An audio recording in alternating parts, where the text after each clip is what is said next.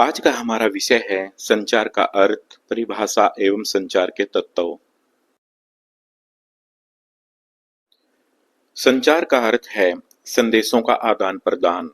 जब व्यक्ति लिखकर, बोलकर या संकेतों के द्वारा अपने संदेश दूसरों तक पहुंचाता है और दूसरों के संदेशों को ग्रहण करता है, अर्थात समझता है, तो उसे संचार कहते हैं। हम कह सकते हैं कि दो या दो से अधिक व्यक्तियों के बीच सूचनाओं, विचारों और भावनाओं के आदान प्रदान को संचार कहा जाता है। संचार की परिभाषाएं।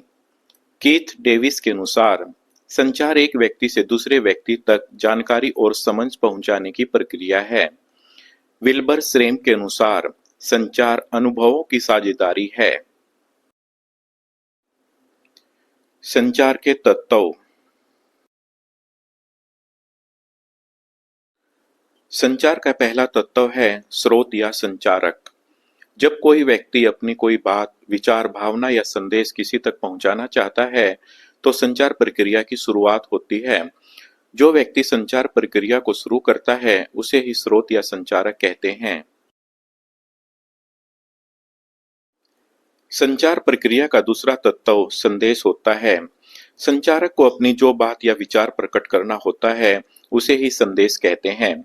संचारक का प्रमुख उद्देश्य अपने संदेश को स्पष्ट रूप से प्राप्तकर्ता तक पहुंचाना होता है, ताकि प्राप्तकर्ता संदेश का वही अर्थ समझे जो संचारक उसे समझाना चाहता है।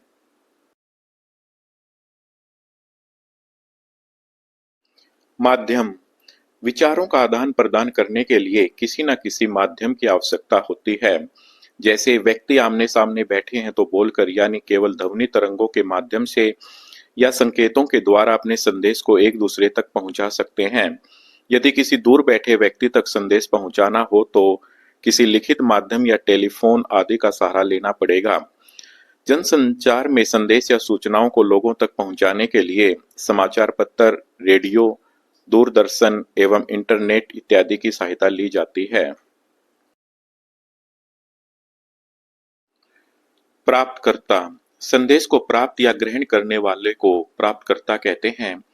प्राप्तकर्ता संदेश प्राप्त होने के बाद उस संदेश को समझता है, अर्थात उसका अर्थ ग्रहण करता है। संदेश को प्राप्त करने वाला एक व्यक्ति भी हो सकता है और व्यक्तियों का समूह भी हो सकता है। जैसे जब एक अध्यापक कक्षा में बच्चों तक अपनी कोई बात या विचार पहुंचाता है, तो अध्यापक संचारक होता है और उस कक्षा में उपस्थित सभी बच्चे प्राप्तकर्ता होते हैं। संदेश को प्राप्त करने वालों की संख्या एक व्यक्ति से लेकर लाखों करोड़ों तक हो सकती है। फीडबैक यानी प्रतिक्रिया। प्राप्तकर्ता संदेश को समझने के बाद उस संदेश का जो उत्तर देता है, उसे प्रतिक्रिया कहते हैं। प्राप्तकर्ता से प्रतिक्रिया मिलने के बाद ही संचार प्रक्रिया को पूर्ण एवं सफल माना जाता है। उदाहरण। मान लीजिए विद्यालय में किसी बच्चे की तबीयत खराब है और वो छुट्टी लेकर घर जाना चाहता है, तो वह अपने अध्यापक या अध्यापिका को अपनी स्थिति से अवगत कराएगा, अर्थात अपना संदेश अपने अध्यापक या अध्यापिका तक पहुंचाएगा। अध्यापक या अध्यापिका उसकी स्थिति को देखते हुए कोई निर्णय लेंगे कि बच्चे को छुट्टी देनी है या नहीं, एवं उस निर्णय को बच्चे को बता दिया जाएगा। इस उदाहरण में बच्चा संचारक है, अध्यापक या अध्यापिका प्राप्तकर्ता है। बच्चा अपनी तबीयत के बारे में जो कुछ बताना चाह रहा है, वह संदेश है। बच्चे के संदेश को समझ लेने के बाद अध्यापक या अध्यापिका जो निर्णय लेते हैं, वो प्रतिक्रिया यानी फीडबैक है। कूटीकृत यानी एनकोडिंग एवं कूटवाचन यानी डिकोडिंग। जब संचारक अपनी बात के लिए कूट शब्दों यानी कोड वर्ड का प्रयोग करता है, तो इसे कूटीकृत या एनकोडिंग कहते हैं। जब प्राप्तकर्ता कूटीकृत भाषा में प्रयोग किए गए कोड शब्दों के अर्थ को समझते हुए संदेश ग्रहण करता है, तो उसे कूटवाचन या डिकोडिंग कहते हैं। यदि संचारक यह चाहता है कि उसका संदेश केवल प्राप्तकर्ता को ही समझ में आए, तो वह कूटीकृत भाषा का प्रयोग करता है। इसके लिए यह आवश्यक है कि वह जिस कूटीकृत भाषा का प्रयोग कर रहा है, प्राप्तकर्ता भी उस भाषा को समझता हो। कूटीकृत भाषा में अपनी बात को कहने के लिए कूट शब्दों यानी कोड वर्ड का प्रयोग किया जाता है।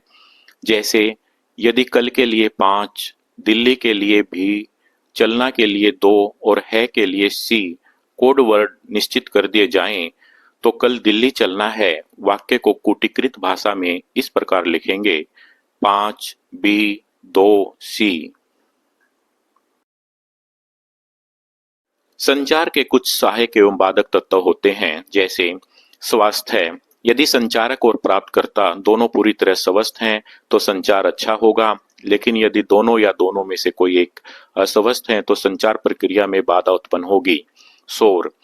यदि आसपास का वातावरण शांत है तो विचारों का आदान प्रदान अच्छे से होगा। इसके विपरीत यदि आसपास शोर हो रहा है तो इससे संचार प्रक्रिया बाधित होगी। विषय। संदेश जिस विषय से संबंधित है, यदि वह रुचिकर है तो इसका संचार प्रक्रिया पर सकारात्मक प्रभाव पड़ेगा। विषय के अरुचिकर होने पर संचार प्रक्रिया पर नकारात्मक प्रभाव पड़ता है।